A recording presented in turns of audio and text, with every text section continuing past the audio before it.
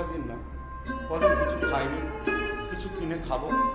ও বাবু, বাবু, বাবু দুটো পয়সা দিন না বাবু, কদিন কিছু খাইনি, কিছু কিনে খাবো।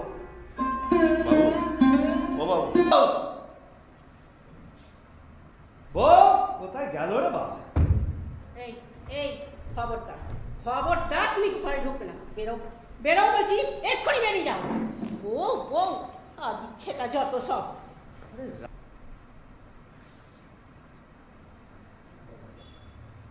কাকা, আপনি আপনি যে করে হোক এই লোকটাকে এখান থেকে বিদায় করুন কাকা, যে করে হোক এখান থেকে বিদায় করুন। আপনি এখান থেকে, ও কাকা, আমি কিন্তু বাড়িতে নেই। হ্যাঁ, আমি কিন্তু বাড়িতে নেই।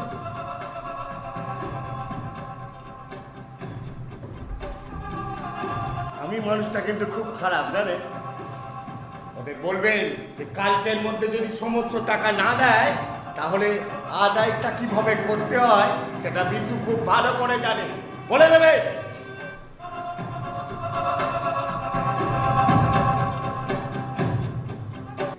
টাকা পয়সা যা ছিল সব ঢেলে দিল বাপের চিকিৎসা, কিন্তু তাতেও কুলোলো না। আমাদের খানিকটা জায়গা জমিও ছিল, শেষ পর্যন্ত সেগুলোও বিক্রি করতে হলো। জায়গা জমিও বিক্রি করে দিল? দিল কাকা, কিন্তু তাতেও তো কুলোলো না।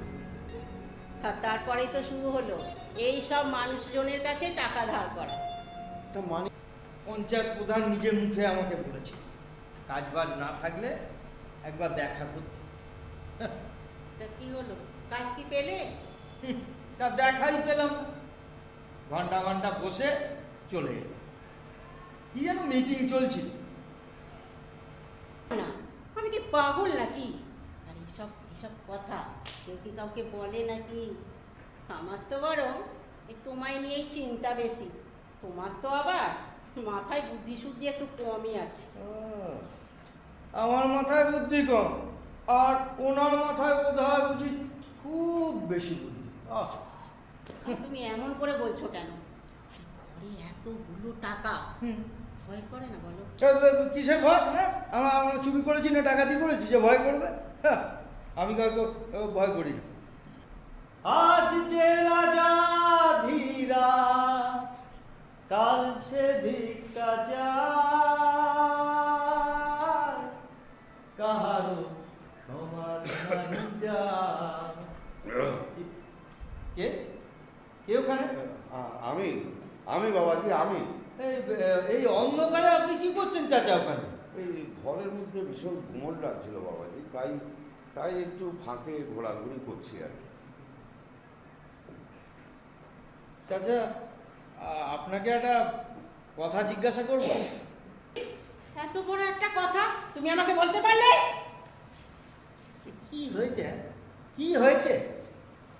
এই মেয়ে মানুষের না এত রাগ ভালো না, জানো তো? ও, এখন তো আমার কোনো কিছুই তোমার ভালো লাগবে না। টাকা পয়সা হয়েছে কি? টাকা পয়সা হলে এই পুরুষ মানুষের চরিত্র ঠিক থাকে না। আর তুমি তো ঘাটে যাওয়ার সময় হলো পারলে একটা বিয়ে করবে। কি? আমার চরিত্র খারাপ না? আমার চরিত্র খারাপ, আর তোমার চরিত্র বলা বুঝি খুব ভালো আছে, খুব ভালো আছে। হ্যাঁ, গহনার কথা বলনি?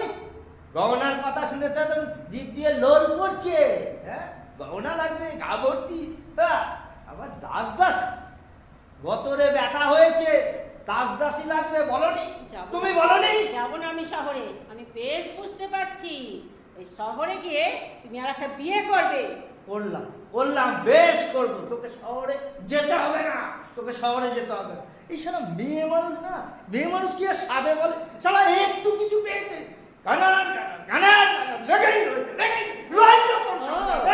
আমি আমি ঘ্যানর ঘ্যানর করছি, আর তোমার মুখে বুঝি ফুল চন্দন পড়ছে? ওপরওয়ালার ডাক এলে তো খালি হাতেই যেতে হবে, তাই তাই খালি হাতেই চললাম। আপনাকে আপনাকে আটকে রাখার ক্ষমতা হয়তো আমাদের নেই।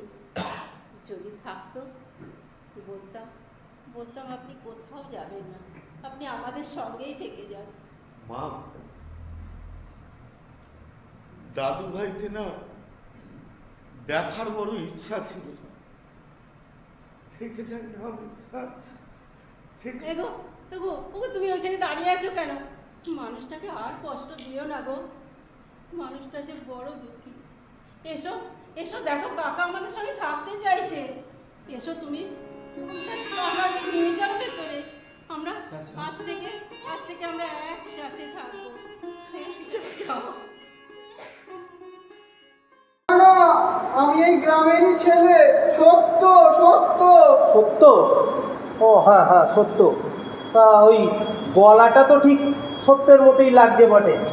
তা বাবা, তুই বাবা মরলি কবে? মরি নাই গো, মরি নাই। পড়ে গেছি গো চাচা, পড়ে গেছি। পড়ে গেছি? পড়ার আর জায়গা পেলি না? পড়বি তো পর গিয়ে একবারে ওই ওই কোম্পানির খোঁড়া গর্তের মধ্যে।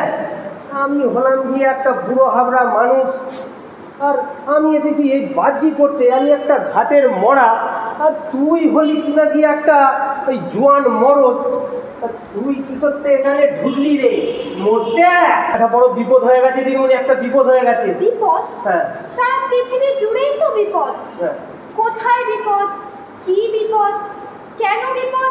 কেমন বিপদ? বলছিলাম দিদিমণি, ওই গর্তের মধ্যে একজন পড়ে গেছে দিদিমণি। গর্ত? হ্যাঁ। কোথায় গর্ত? কি গর্ত? কেন গর্ত? কেমন গর্ত? এই যে দিদিমণি, এইখানে দিদিমণি গর্তটা, এইখানে এইখানে দেখেন দিদিমণি, এইখানে। বাবু একটা বড় বিপদ হয়ে গেছে, বাবু বড় বিপদ হয়ে গেছে। বাবু বিপদ? হ্যাঁ বাবু বিপদ। বিপদে মনে রক্ষা করো, এই নহে মোর প্রার্থনা। ও, বিপদে যেন না করি ভয়। তা কি হয়েছে ভাই? এই গর্তের মধ্যে একজন হেরিয়ে গেছে বাবু। গর্ত? হ্যাঁ হ্যাঁ গর্ত গর্ত গর্ত? গর্তের মধ্যে। মা, গর্ত গর্ত একদম আমার থিমের সাথে মিলে যাচ্ছে। কিসের সঙ্গে মিলে যাচ্ছে বাবু?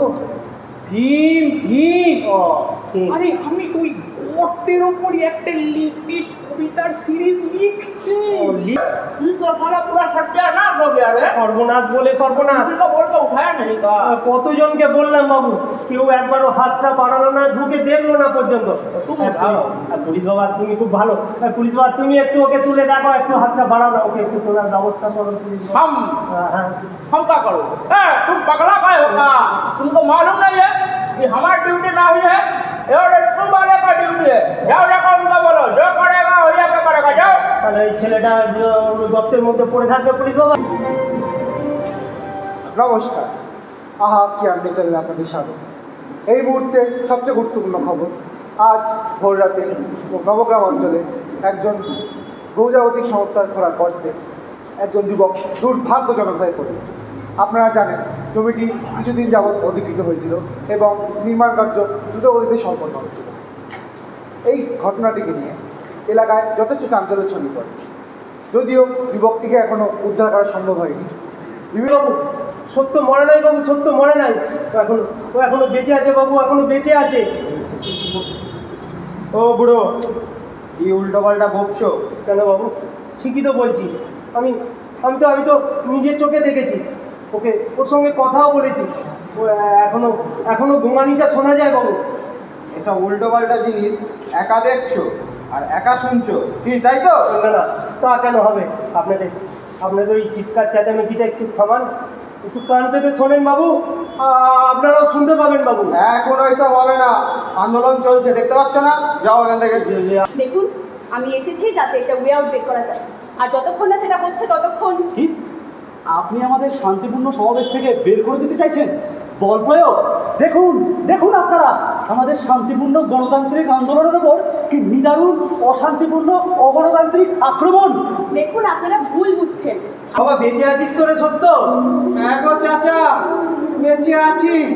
কাউরে পেলে? কাউরে কি পেলে চাচা? না রে বাবা, কাউরে পেলাম না।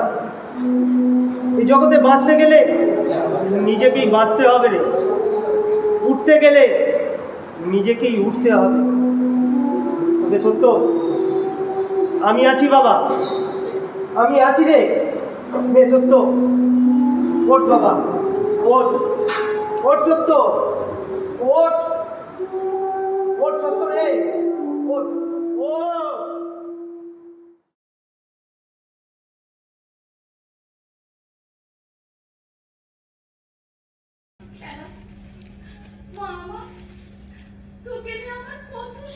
ছিল, সব স্বপ্ন আমার চুরমার হয়ে গেল। তোর দুঃখ আমি বুঝি মা, আমি বুঝি। খেলা সন্ধ্যা, এসো এসো, বসো। না গো মাসিমা, এখন কি বসবার সময়? এসেছিলুম তোমার গাছের দুটি তুলসী পাতা নিতে। আজ বৃহস্পতিবার কি না? ঠিক আছে, তুমি বসো বৌদি, আমি এনে দিচ্ছি। কাপড়টা ছেড়ে পাতা তুলে গেছো। ওকে বলতে হবে না।